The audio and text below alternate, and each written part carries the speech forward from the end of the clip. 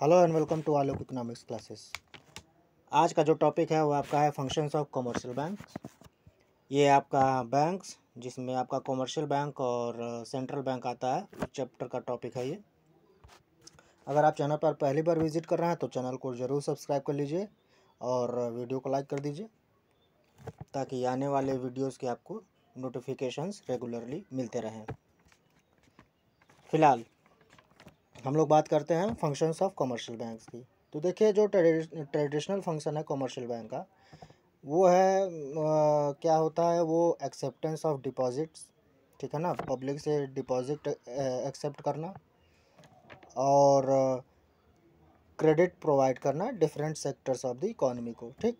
लेकिन क्या हो गया कि जो मॉडर्न बैंक्स हैं आपके आज के समय में, उन लोगों को कहा जाता है डिपार्टमेंटल स्टोर बैंक्स, ठीक। क्यों? क्योंकि ये वाइड वैरायटी के सर्विसेज आपको प्रोवाइड करते हैं, यानी कस्टमर्स को प्रोवाइड करते हैं, ठीक है।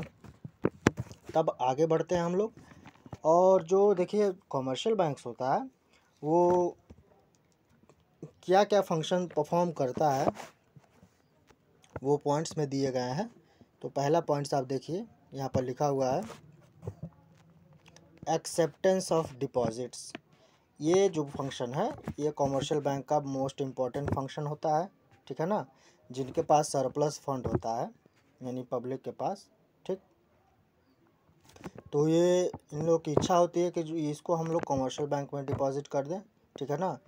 किसी रीज़न के वजह से घर में रखना सेफ़ नहीं हुआ, भाई चलो बैंक में रख देते हैं, ये रीज़न हो गया है, कोई और रीज़न, ठीक।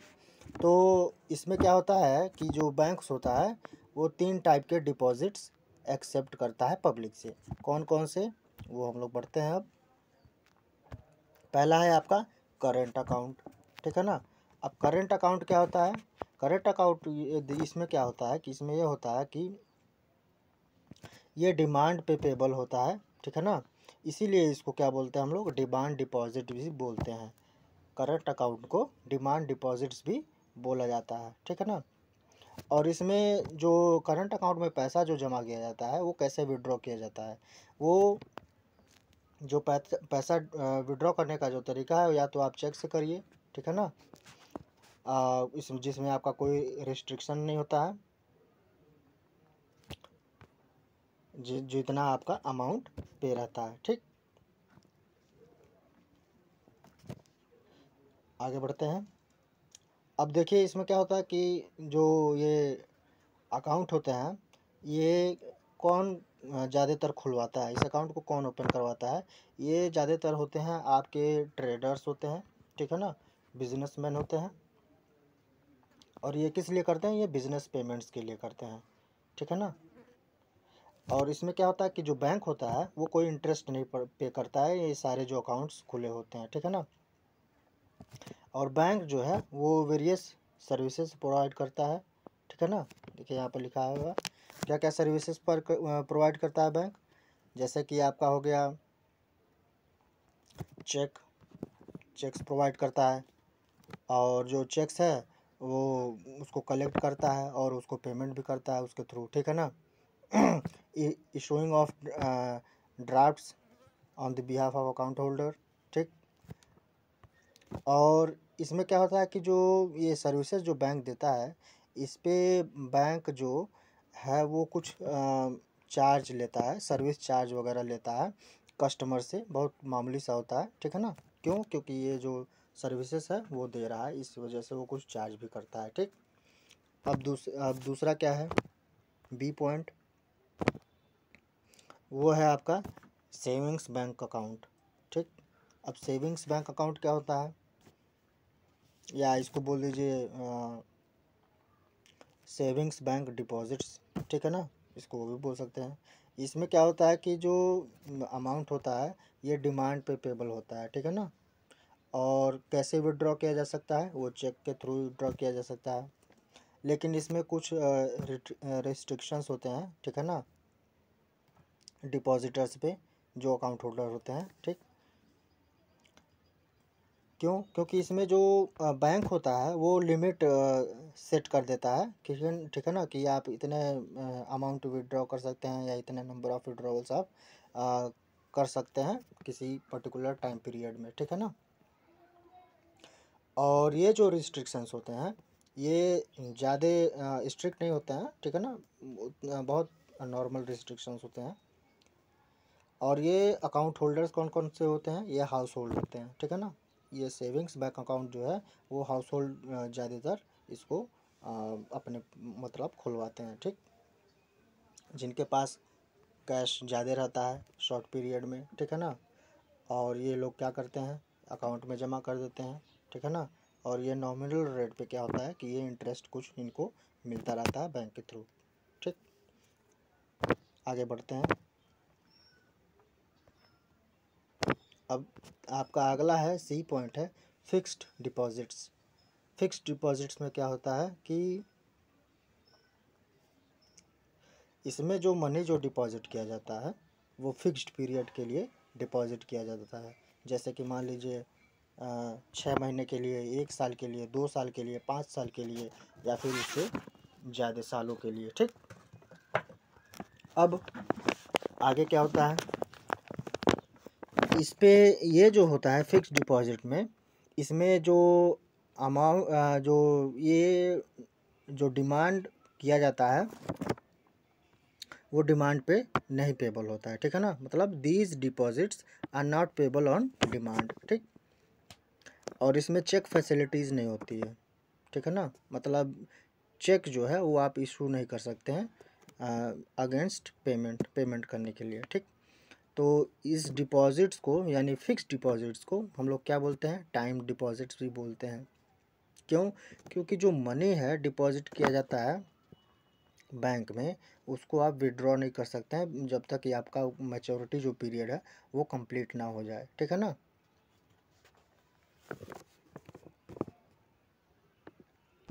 जो आपका फिक्स्ड डिपॉजिट होता है ये इंटरेस्ट अर्निंग डिपॉजिट होता है, ठीक। फिक्स्ड डिपॉजिट जो है आपका वो इंटरेस्ट अर्निंग डिपॉजिट होता है। और इसमें जो इंटरेस्ट आपको मिलता है वो ज़्यादा मिलता है, ठीक है ना। वो बहुत ज़्यादा होता है कंपेयर टू आपका सेविंग डिपॉजिट से, ठीक। तो जो रेट ऑफ इंटरेस्ट होता है वो वेरी करता है कि आपका जो टाइम है, लेंथ ऑफ टाइम है वो कैसा है, ठीक।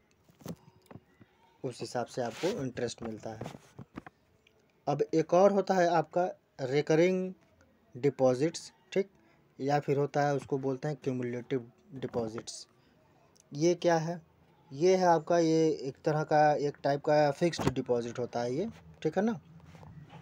इस केस में क्या होता है कि जो डिपॉजिटर होता है वो रेगुलर डिपॉजिट अगर करता है, मान लीजिए 2000 पर मंथ का, ठीक है ना, 2000 पर मंथ रुपीज़ का किसी स्पेसिफिक टाइम पीरियड के लिए, मान लीजिए 2 साल के लिए, ठीक।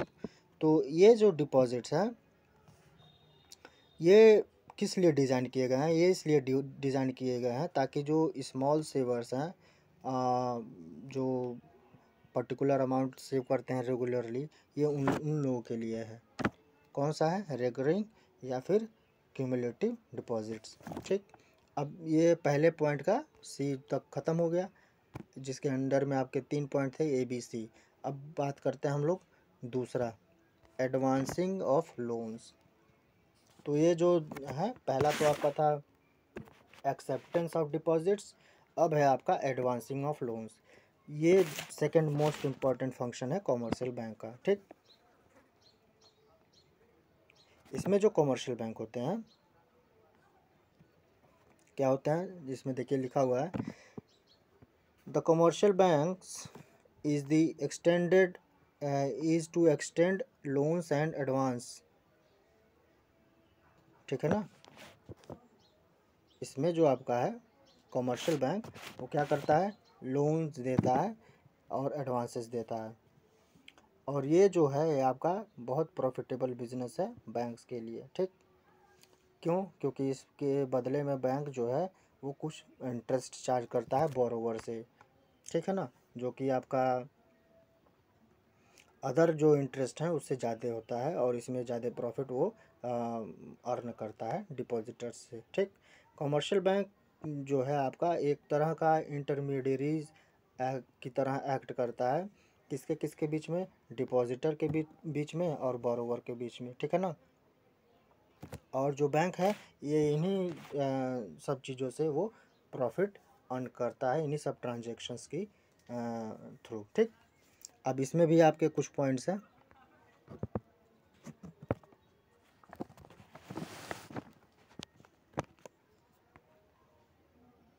अब देखिए इसमें मिस्टेक हो गया है, यहाँ भी ये दूसरा पॉइंट हो गया, यहाँ भी दूसरा पॉइंट हो गया, तो ये आप दोनों काट दीजिएगा, बस यही यहाँ तक आप इसको प्रेफर करिएगा। ठीक है ना। आगे बढ़ते हैं। अब उसके बाद है सेकंड पॉइंट में, आप देखिए क्या क्या फॉलो करता है बैंक जो लोन देता है। ठीक, तो पहला है आपका ए पॉइंट है सेकंड पॉइंट में, जिसमें आपका एडवांसिंग ऑफ लोन्स है, उसका ये ए पॉइंट है। ठीक है ना, कंफ्यूज मत होइएगा। आउटराइट लोन्स, या इसको बोलते हैं हम लोग टर्म लोन्स। आउटराइट लोन क्या होता है, देखिए यहाँ पर लिखा हुआ है, banks provide outright loans for a fixed period. ठीक है ना, ये फिक्स्ड पीरियड के लिए होता है।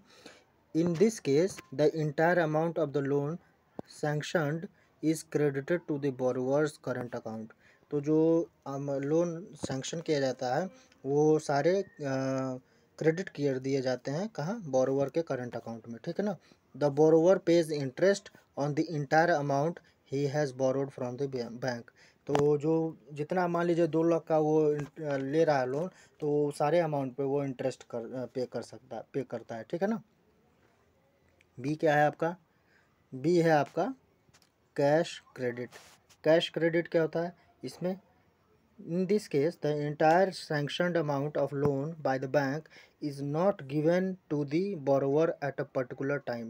तो जो मान लीजिए 2 लाख का वो लोन चाह रहा है, तो उसको जो 2 लाख का लोन है वो तुरंत नहीं दे दिया जाता है। ठीक है ना। पहले क्या करता है, the bank opens an account in the name of the borrower and allows him to withdraw the borrowed amount as and when he requires the money. तो क्या करता है बैंक अपन एक खाता खोल देता है। ठीक है ना, बोरोवर के नाम से, और कहता है कि जब तुमको ज़रूरत है पैसा तभी तुम विड्रॉ करो। ठीक, और इसमें जो बैंक होता है कोई इंटरेस्ट चार्ज नहीं करता है। ठीक है ना, जो अमाउंट लोन सैंक्शन किया होता है। ठीक, लेकिन जो आपका एक्चुअल अमाउंट होता है जो विड्रॉ किया जाता है बैंक से, जैसे कि आपका मान लीजिए कैश क्रेडिट जो हो गया, वो बहुत पॉपुलर है, बहुत सारे बिजनेसमैन जो है उसको प्रेफर करते हैं लोन की तरह लेने के लिए। ठीक, अब सी पॉइंट है आपका डिस्काउंटिंग बिल्स ऑफ एक्सचेंज। तो डिस्काउंटिंग बिल्स ऑफ एक्सचेंज क्या हो गया, डिस्काउंटिंग देखिए यहाँ पर लिखा हुआ है, An important form of bank lending is through discounting or purchasing the bills of exchange.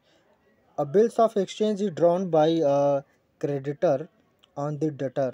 तो ये किसके थ्रू ड्रॉ किया जाता है, ये क्रेडिटर के थ्रू ड्रॉ किया जाता है on the debtor specifying the amount of डेब्ट एंड ऑल्सो द, ये क्या है, fate when it becomes payable। ठीक है ना, कहने का मतलब ये होगा कि जो आपका बिल्स ऑफ एक्सचेंज है और डेप्ट जो दिया जा रहा है, जब वो पेबल होता है तभी वो किया जाता है। ठीक है ना, जैसे कि मान लीजिए जो बिल्स ऑफ एक्सचेंज है आपका वो नॉर्मली 90 डेज़ के लिए इशू किया जाता है। अब बिल्स ऑफ एक्सचेंज क्या होता है, या इसके बारे में हम लोग आगे बात करेंगे। ठीक है ना, इसका चैप्टर है कंप्लीट, उसको हम लोग पढ़ेंगे। या फिर मैं इसके थोड़ा सा शॉर्ट में आप लोगों को शॉर्ट वीडियो इसका बना दूंगा, उसको डाल दूंगा, आप लोग उसको देख लीजिएगा। तो जो हाँ बात कर रहा था मैं कि ये कितने दिन का होता है, ये 90 डेज़ का होता है। ठीक है ना, इसका मतलब ये हो गया कि जो आपका क्रेडिटर है वो इनकैश नहीं कर सकता है जब तक कि आपका 90 डेज़ कंप्लीट ना हो, ठीक है ना। जो पीरियड है 90 डेज़ का, वो जब तक कंप्लीट नहीं होगा तब तक कोई विड्रॉ नहीं कर सकता है। लेकिन अगर मान लीजिए उसको ज़रूरत है टाइम से पहले ही, 90 डेज़ से पहले ही, तो वो उसको क्या कर सकता है, उसको सेल कर सकता है। तो क्या होगा उससे कि जो वो डिस्काउंट कर दिया जाएगा कॉमर्शियल बैंक से, ठीक है ना। तो बैंक क्या करेगा, बैंक जो है वो पेमेंट कर देगा क्रेडिटर को, ठीक है ना, अपना कमीशन डिडक्ट करने के बाद। और जब बिल मैच्योर हो जाता है तो बैंक क्या है, पेमेंट कर देता है डेटर को, ठीक है ना। डेटर से वो है वो हो जाता है पेमेंट। तो डिस्काउंटिंग बिल्स जो होता है उसमें बैंक जो है मनी पे करता है टू क्रेडिटर को, जब वो ज़रूरत उसको रहता है तो, ठीक है ना। और अलाउ करता है डेटर को कि पेमेंट जो है कब वो करेगा, जब आपका जब बिल आपका ड्यू रहेगा तो, ठीक है ना। तो ये जो है आपका, ये एक फॉर्म ऑफ लेंडिंग है, बैंक लेंडिंग हो गया, ठीक। अब तीसरा पॉइंट क्या है, ये तो दूसरे पॉइंट का था आपका, जिसमें आपके सब पॉइंट्स थे। अब तीसरा है आपका facilitation of payment through cheques. इसमें क्या होगा, banks have provided a very convenient system of payments in the form of cheques. Cheque is the principal method of payment in business in recent times. It is convenient, cheap, safe and means of payments. तो सही है, ठीक है, check आपका facility बहुत अच्छा है, ये बता रहा है। चौथा पॉइंट है आपका transfer of funds. Transfer of funds में क्या आ गया, banks helps in the remittance of और transfer of funds from one place to another. तो बैंक प्रोवाइड करता है, बैंक हेल्प करता है फंड्स को ट्रांसफ़र करने में। जो आपका क्रेडिट इंस्ट्रूमेंट जैसे कि चेक हो गया, ड्राफ्ट फैसिलिटी हो गया, ट्रांसफ़र मेल ट्रांसफ़र्स हो गया या टेलीग्राफिक ट्रांसफ़र हो गया, ठीक, ये सारी चीज़ें हैं। पांचवा है आपका एजेंसी फंक्शंस।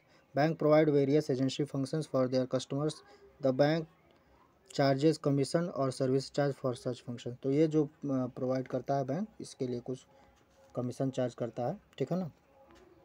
अब इसमें पहला पॉइंट है आपका the commercial banks collect cheques, drafts, bills of exchange, hundis and other financial instruments on behalf of their customers, ठीक है ना।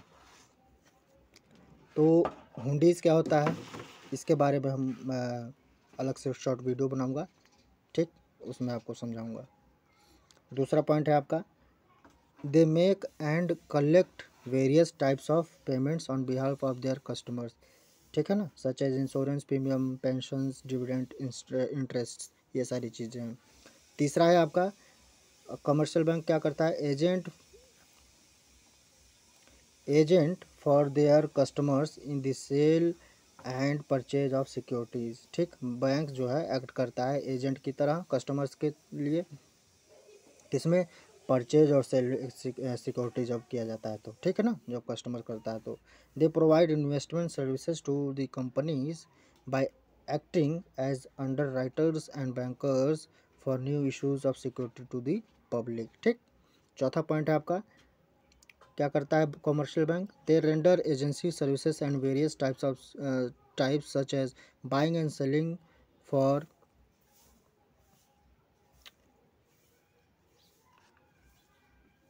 buying and selling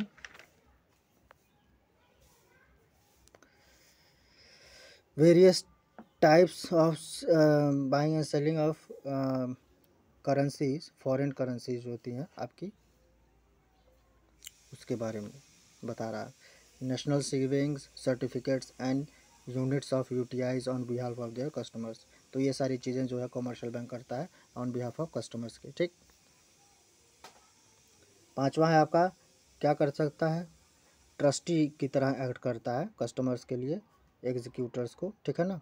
जैसे कि मान लीजिए they keep the wills of their customers and execute them after their death. तो जो customers के विल होते हैं वो अपने पास रखता है, ठीक है ना, एग्जीक्यूट करता है, और जब डेथ हो जाती है तो उसको क्या करता है, वो एग्जीक्यूट करता है, ठीक।